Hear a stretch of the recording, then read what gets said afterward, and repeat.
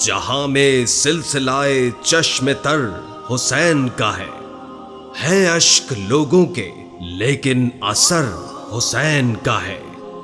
तू सिर्फ खैबरो खंदक की बात करता है, ओहद हुसैन का गज़वा बदर हुसैन का है।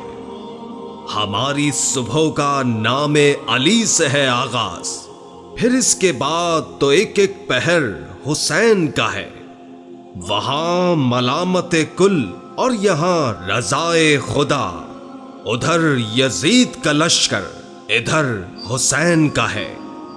ये मस्जिदें हैं जो आबाद आज सजदों से, तेरा करम सही मौला समर हुसैन का है।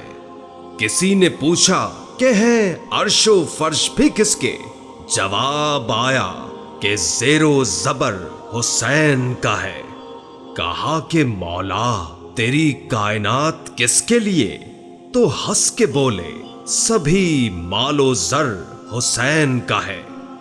जो हमने पूछा सजाते हो अर्श जिब्रील, तो एहतराम से बोले गुजर हुसैन का है। यजीदियत तेरे माथे पे जो पसीना है, खुदा का खौफ नहीं है, ये डर हुसैन का है। 18 साल का कड़ियल जवां अली अकबर है, अपनी माँ का दिलो जां जिगर हुसैन का है। जहां दुआएं सभी मुस्तजाब होती हैं, जहां से मिलता है सब कुछ वो दर हुसैन का है।